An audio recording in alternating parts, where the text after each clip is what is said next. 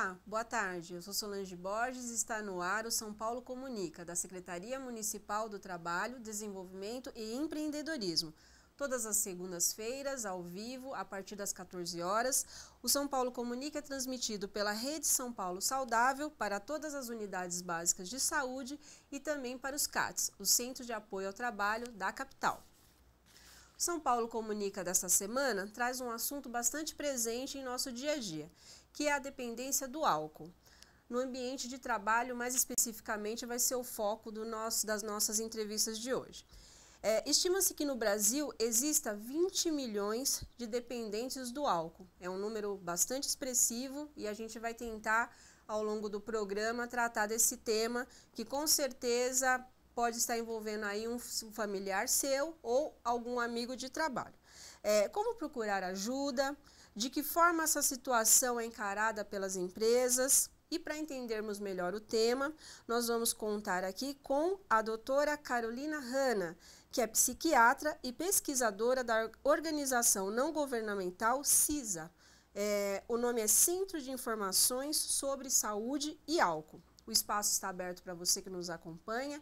A gente disponibiliza um telefone que você pode ligar a cobrar e enviar a sua dúvida. O número é 9090 31 29 90 92. Repetindo, 9090 é uma ligação a cobrar, 31 29 90 92. Boa tarde, doutora Carolina. Boa tarde. Obrigada por participar aqui do nosso programa. Eu gostaria que a senhora iniciasse essa entrevista contando um pouco sobre o trabalho do CISA e como que é a atuação de vocês, se é só em São Paulo ou se é a nível nacional. Bom, o CISA é o Centro de Informações sobre Saúde e Álcool.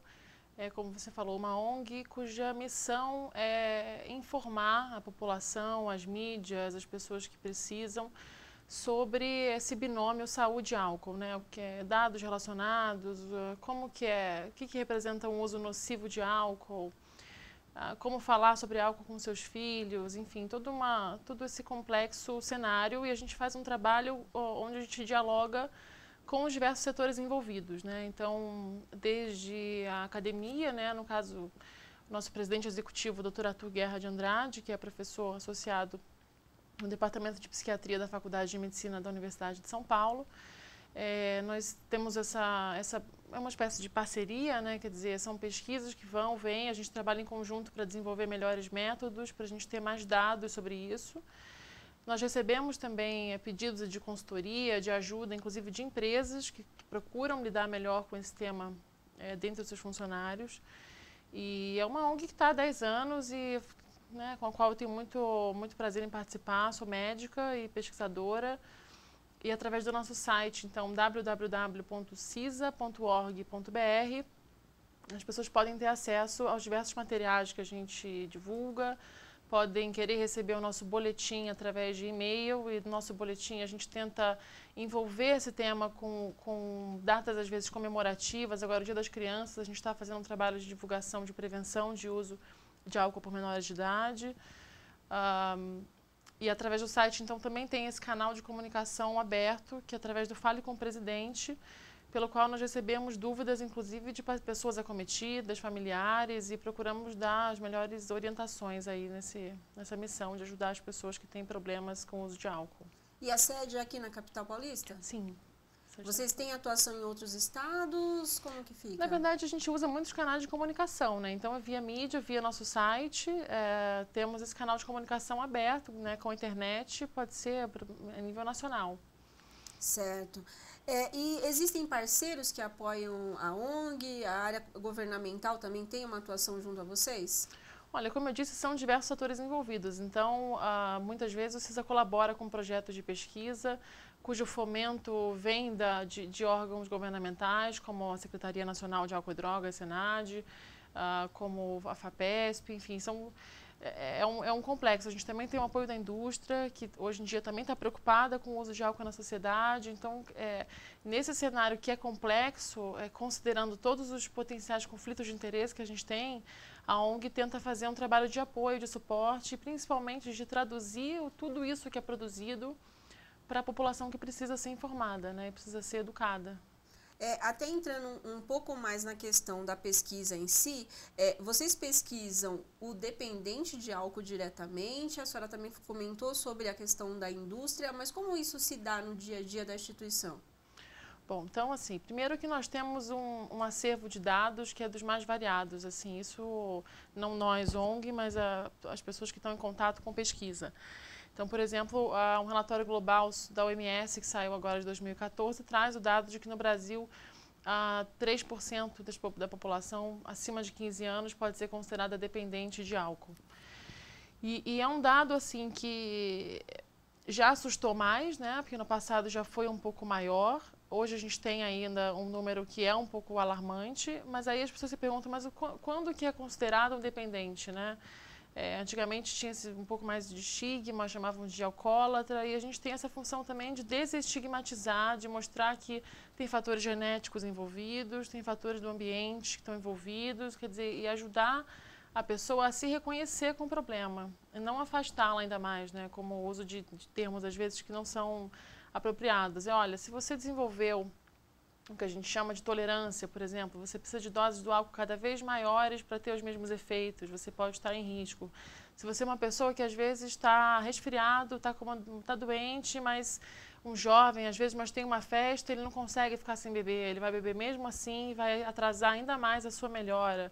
Um indivíduo que às vezes está com problemas no fígado já tem episódios de vômito, já desmaiou, já teve uma convulsão às vezes e não consegue parar de beber a despeito disso. Então,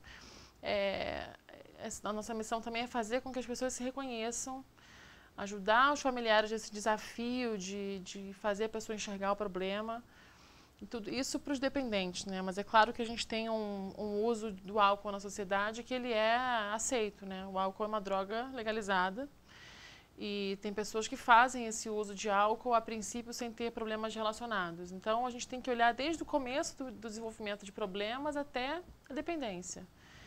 Então, problemas relacionados podem ser, por exemplo, no caso do trabalho, absenteísmo, né, que são faltas não justificadas, a pessoa falta. Essa pesquisa do INSS aí mostrou que em São Paulo mais de 4.000 auxílios-doença foram concedidos em 2013 para os trabalhadores. Quer dizer, é a incapacidade, né?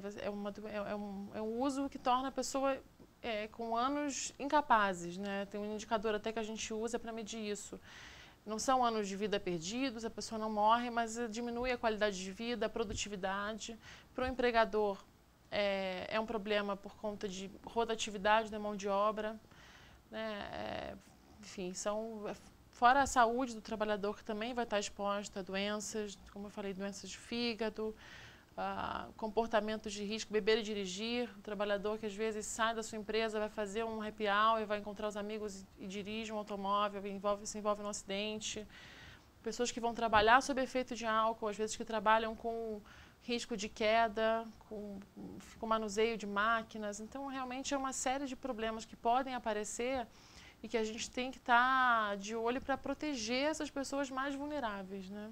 E já pegando um pouco o gancho dessa sua explicação, quais os sinais no ambiente de trabalho que as pessoas que estão ali convivendo com esse dependente de álcool pode notar até para tentar ajudá-lo, ou mesmo as chefias, né? Porque às vezes o próprio amigo de trabalho tenta auxiliar de alguma maneira, se tem uma proximidade, mas é a chefia que vai tomar alguma decisão. Então, quais são os sinais até para facilitar o entendimento do tema?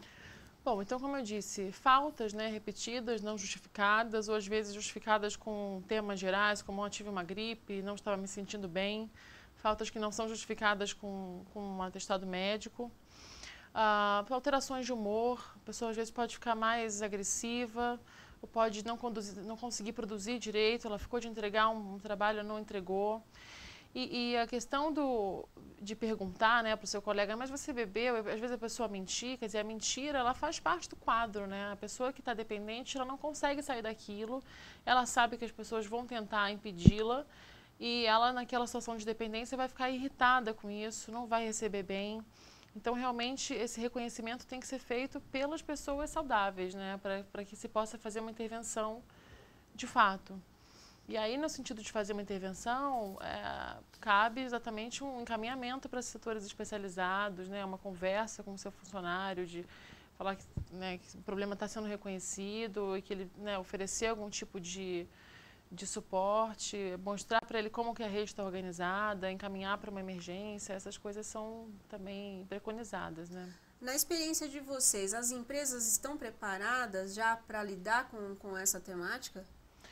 Olha, eu acho que as empresas elas estão devendo se preparar cada vez mais, né? E é o que a gente tem visto também. As pesquisas mostram aí um número crescente. Nos últimos 6 anos, houve 70% de aumento dos pedidos de auxílio-doença, enfim, de aposentadoria por conta de dependência de álcool. E nos Estados Unidos é uma coisa mais antiga, a existência de programas de assistência ao trabalhador, né? O que são esses programas? São programas que vão contemplar não só o uso de álcool, mas também a saúde mental. Porque o uso de álcool ele vai ser um comportamento, né, um hábito, um sintoma de uma coisa que está por trás, né? Quer dizer, pessoas que às vezes têm hábito de beber para lidar com estresse e não sabem que não adianta, porque o uso do álcool, ele, em um primeiro momento, ali nos primeiros minutos, ele diminui a ansiedade, mas à medida que o seu corpo vai eliminando o álcool, esse nível de ansiedade imediatamente aumenta. E a pessoa vai tender, então, a beber de novo e vai ficar nesse comportamento que no dia seguinte vai deixar o humor ainda pior.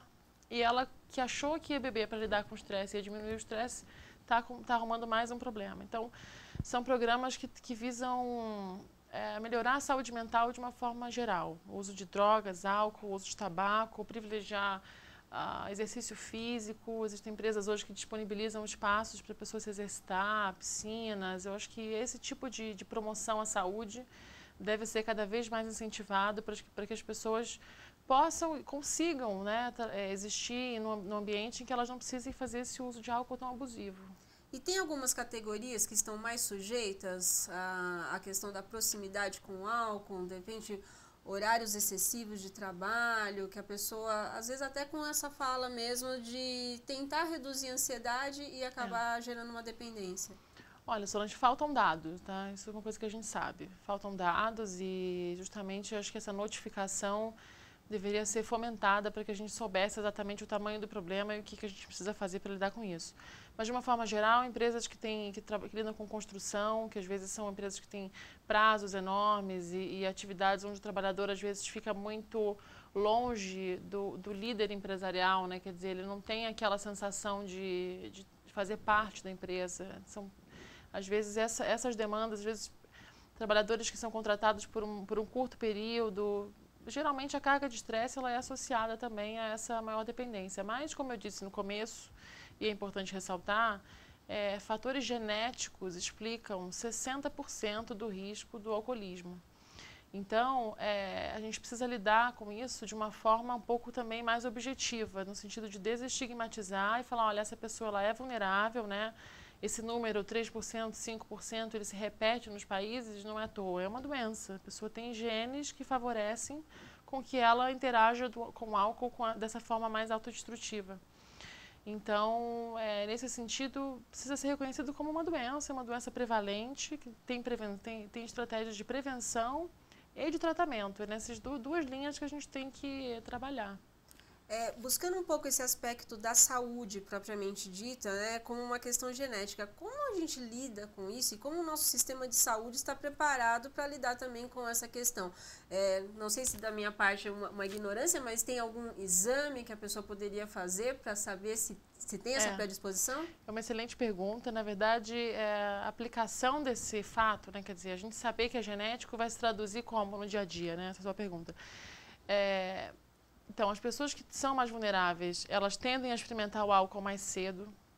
Então, as famílias precisam ser orientadas disso, de que no seu ambiente de casa deve ser protegido, devem ter mais um monitoramento de com quem seus filhos estão andando. Não no sentido de ter aquela velha percepção de, tem um amigo que é uma má influência. Mas no sentido de saber mesmo se eles estão tendo espaço para dividir em casa os problemas, se eles estão com uma autoestima legal, se estão sofrendo por algum motivo. Então, esse é um primeiro ponto, evitar o uso precoce, que é um uso de risco, né? É um marcador de que essa pessoa tem maior risco. História familiar. Então, se você tem na sua família um parente consanguíneo que já passou por problemas com álcool, já teve esse diagnóstico de dependência, você também automaticamente tem um risco maior para isso. Associado a isso, a gente vê que às vezes as pessoas têm uma resistência para o álcool maior, que não é diferente da pessoa que, eu bebi a semana inteira e agora o álcool não faz mais efeito. Né? Tem gente que vê, isso é tolerância. Mas essa resposta individual é o fator genético. Então, tem pessoas que na primeira vez que bebeu, precisaram de 4 ou 5 doses para ter um efeito de tontura, para começar a ter uma fala pior, não conseguir dirigir. Tem pessoas que vão precisar de 1 ou 2 doses para que isso aconteça. As pessoas que tendem a ter uma resistência maior vão tender a fazer um consumo mais abusivo. E assim, sendo o álcool uma droga, tem o efeito, claro, de como a pessoa bebe, se ela bebe muito rápido, se ela bebe em porre, mas tem o efeito que a gente chama de dose dependente também, que é quanto mais a pessoa consegue ingerir, sem cair, né, no português claro, mais ela vai ter algumas doenças relacionadas, como o fígado, como tipo de câncer. Então, o reconhecimento deveria ser um pouco mais organizado, até em unidades básicas de saúde, CAPS, AD, que são centros de atenção psicossocial, emergências psiquiátricas, nessa diretriz na hora da prevenção, a gente tem que fazer a investigação. Então, desde o profissional que está ali na linha de frente, medindo uma pressão arterial, vai saber que a Dona Maria tem uma tia que, poxa, está com um problema relacionado ao álcool. E como é que a Dona Maria, então, está bebendo? Será que a gente precisa, sem que ela venha nos perguntar, vamos perguntar ativamente para ela como é que é a relação dela com o uso de álcool, já que a gente sabe que é uma droga legalizada, que as pessoas, quando tiverem algum problema, vão tender a buscar. Tá certo. Bom, doutora Carolina, a gente já está chegando no final do nosso primeiro bloco e eu gostaria que a senhora deixasse os contatos, né, do CISA, até para as pessoas que queiram uma ajuda, buscar outras informações, possam contar com esse importante serviço.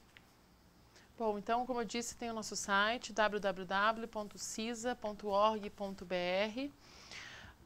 Tem dentro desse site o canal Fale com o Presidente, que podem ser feitas perguntas mais diretas. A gente tem uma equipe que responde na mesma semana, a gente encoraja que sejam feitas perguntas.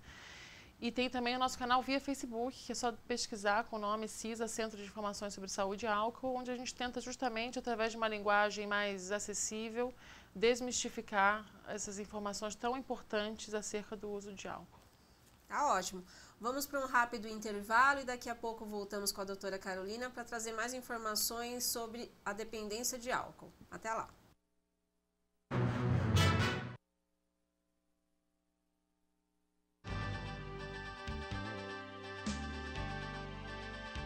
Pensar no cidadão paulistano é olhar para o futuro. Saber que para realizar os nossos sonhos e metas é preciso de uma cidade de ideais. Uma cidade que sana as necessidades do cidadão e transforma suas aspirações em realidade. Pensando assim, nos estimados 11 milhões de paulistanos, a Prefeitura de São Paulo criou a Secretaria Municipal com a missão de implantar programas com inclusão social. A missão é priorizar o investimento em qualificação profissional, geração de emprego e renda na nossa cidade. Estamos organizados assim: Coordenadoria do Trabalho, Coordenadoria de Desenvolvimento Econômico. A Coordenadoria do Trabalho possui mecanismos para a gestão do processo profissional. Um deles é através do CAT, Centro de Apoio ao Trabalho. Hoje existem vários CATs espalhados por toda São Paulo.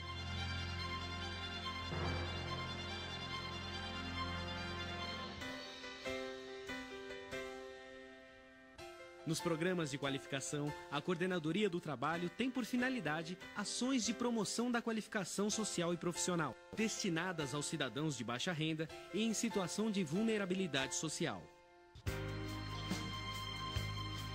A supervisão trabalha com programas que promovem e incentivam o empreendedorismo na cidade de São Paulo.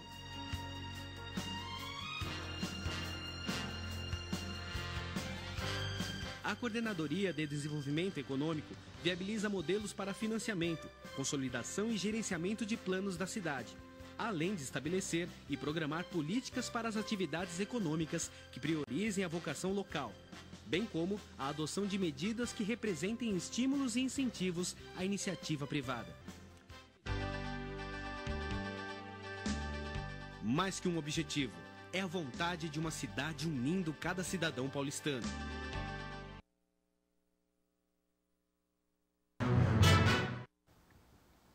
Estamos de volta com o São Paulo Comunica. A nossa entrevista especial da semana é com a doutora Carolina Hanna, médica, psiquiatra e pesquisadora do Centro de Informações sobre a Saúde e Álcool, o CISA.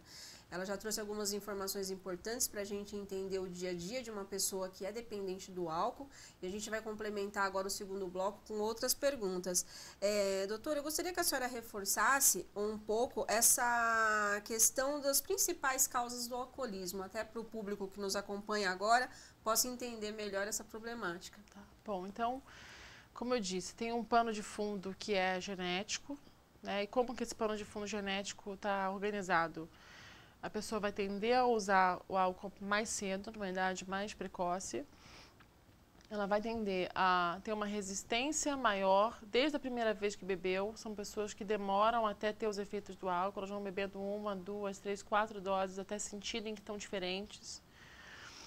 E, além disso, como consequência dessa maior resistência, o seu ambiente social também vai ficando um pouco amarrado e entrelaçado a esse uso de álcool. Né? Então, é o que a gente chama de normas sociais. As pessoas que tendem a ter uma resistência maior de álcool, elas vão sair para beber com os amigos ou vão beber em casa com pessoas que também têm essa baixa resistência. E aí, dentro do seu construto social, né? Quer dizer, da sua visão do dia a dia, do cotidiano, o beber passa a ser uma coisa ok, né? Uma coisa que faz parte. O beber em grande quantidade passa a ser considerado a norma, o normal, né? Quando, na verdade, se a gente faz uma intervenção para aquele grupo e mostra, olha, a média da população bebe assim. Metade da população do Brasil é abstêmia, não bebeu nos últimos 12 meses. E a pessoa fica, nossa, é verdade? Quer dizer que, então, o meu grupo está contaminado por essa percepção diferente. Então, são mais ou menos esses 3 panos de fundo que, quando estão juntos... E aí, um outro fator que pode piorar são outros transtornos psiquiátricos. Então, a presença de uma pessoa que tenha depressão, seja essa depressão que a gente chama de unipolar ou bipolar, são coisas diferentes, precisam ser melhor estudadas também. Pessoas que vão ter transtornos, às vezes, mais graves, a tendência ao suicídio. Aí a gente vai para um extremo que são pessoas mais graves. E se tiver esse componente em cima desse pano de fundo que eu falei, aí o risco de ter um desenvolvimento grave de dependência é maior. E quando a pessoa já chega num ponto que associa a outras drogas, que no caso o álcool, né, infelizmente ele ainda é considerado uma droga lícita, né?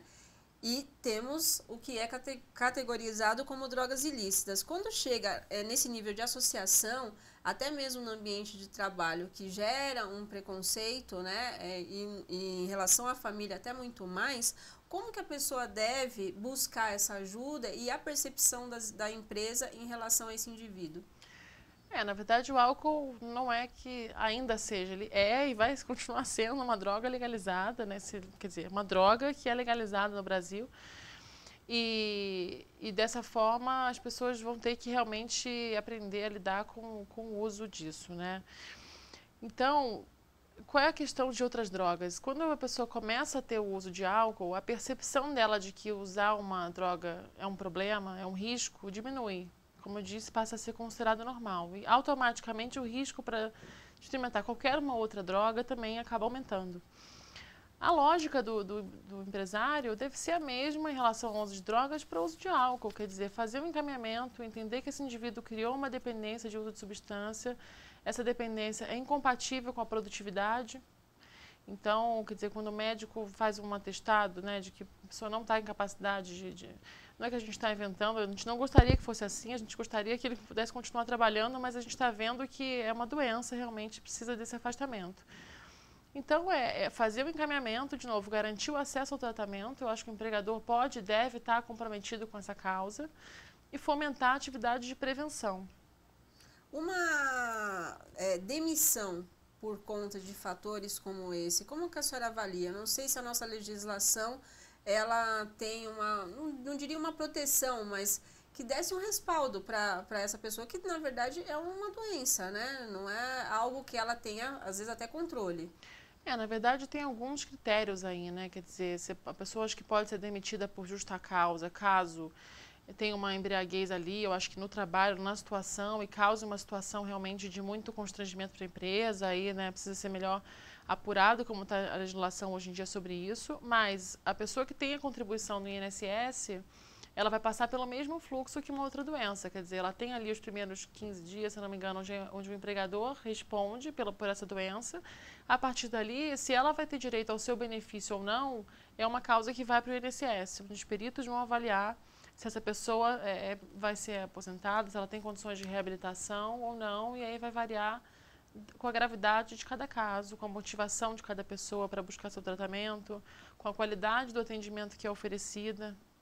Aí entra uma série de outros fatores que são os fatores difíceis. Então, é por isso que a gente tenta cada vez mais trabalhar na prevenção.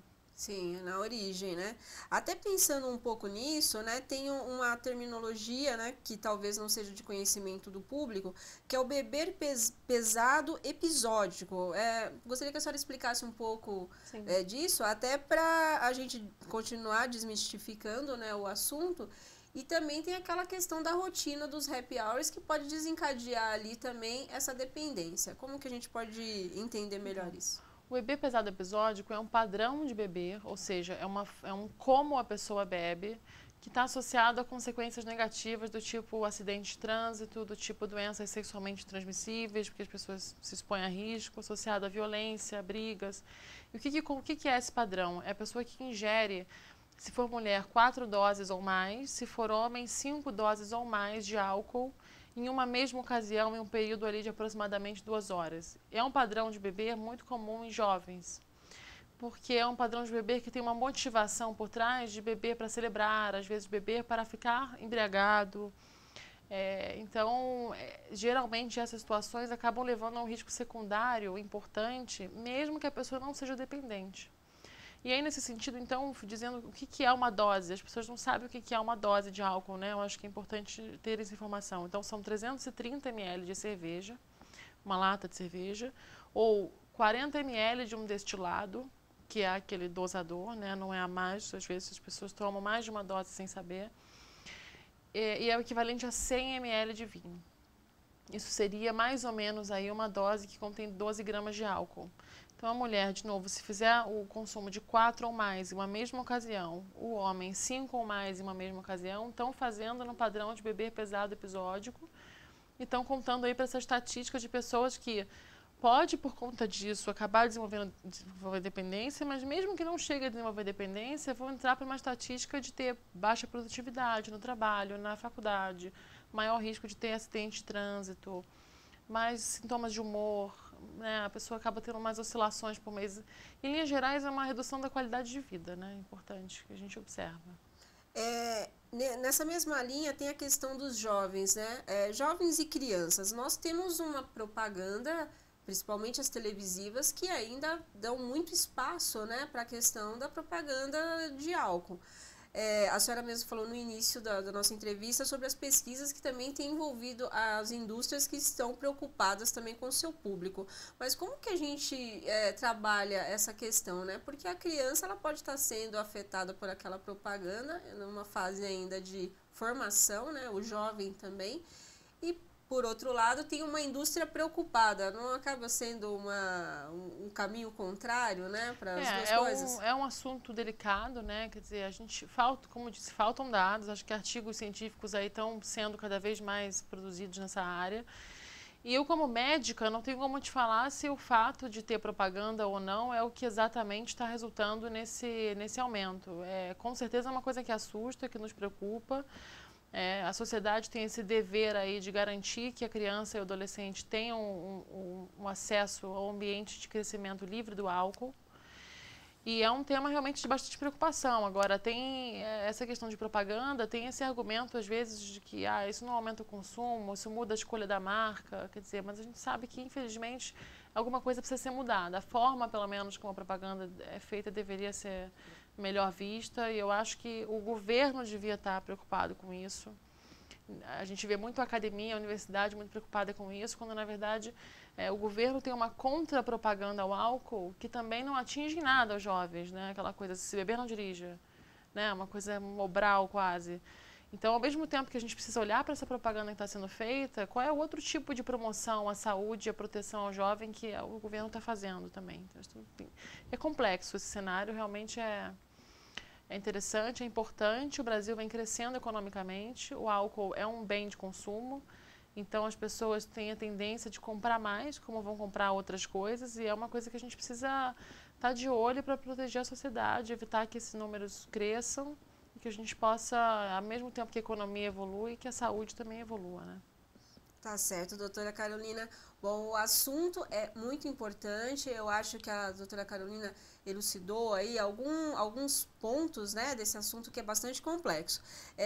Infelizmente, já estamos chegando ao final do nosso segundo bloco. Vou pedir novamente para a doutora Carolina reforçar os meios de contato da entidade que ela faz parte, até para você que nos acompanha poder tirar suas dúvidas, mandar e-mail. Ela falou que o pessoal responde com bastante atenção e muito rápido. Então, novamente, o site é www.cisa.org.br. Temos um canal de comunicação pelo Fale com o Presidente. Você pode enviar a nossa pergunta, sugestão, crítica. Estamos interessados. Ótimo, doutora. Agradeço mais uma vez a sua participação aqui no nosso programa. Já fico com o convite para uma próxima oportunidade, que eu acho que é um assunto que deve fazer parte aqui da nossa pauta. Ok, obrigada pelo convite. Foi um prazer. Agradecemos novamente. Agora vamos com a Aline Oliveira, que vai trazer informações sobre a Secretaria do Trabalho. Olá, boa tarde. As unidades do Centro de Apoio ao Trabalho permanecem fechadas em decorrência de processo licitatório. Os paulistanos que precisarem e quiserem localizar os endereços dos serviços alternativos podem acessar o site da Secretaria ou também obter mais informações pelo telefone 3397-1502. Repetindo, 3397-1502. Já os jovens que buscam a qualificação profissional, as inscrições para o curso Restaurante Escola foram prorrogadas até o dia 6 de outubro. Para saber como se inscrever, você pode ligar no telefone 3241-5588. 3241-5588. Em outubro também será realizada a primeira Semana Municipal de Ciência, Tecnologia, Inovação e Desenvolvimento no município de São Paulo. Esse evento será realizado em várias regiões da capital e tem como objetivo popularizar o conhecimento científico e tecnológico na nossa cidade. Informações também no site da Secretaria, www.prefeitura.sp.gov.br/trabalho. É com você, Solange. Obrigada, Aline. Estamos chegando ao final do São Paulo Comunica, que é uma produção da Secretaria Municipal do Desenvolvimento, Trabalho e Empreendedorismo. Já estamos preparando uma nova edição para a próxima semana e contamos com vocês. Até lá e obrigada pela sua participação de sempre.